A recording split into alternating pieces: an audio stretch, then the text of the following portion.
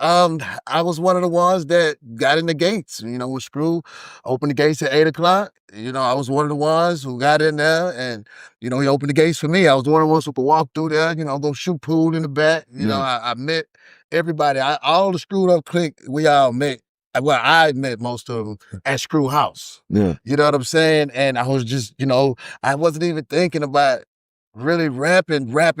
I was just rapping and freestyling on tapes, just rapping on Screw tapes. And then, R.I.P. Screw, Screw had us all united. It was a beautiful movement. Life was fun. The city was turned up.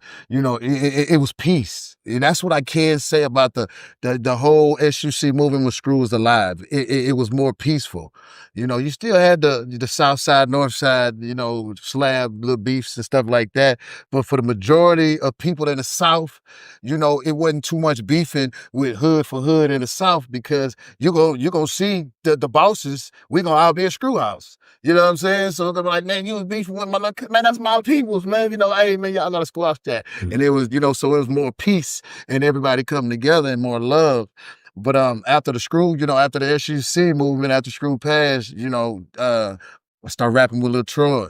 I was supposed to be on the one to be a baller, but I was in the streets. I was hustling too hard. So when Youngster and all them was calling me from the studio, Tulo and all them calling me, Troy, Grimm and all them, I didn't think nothing of it.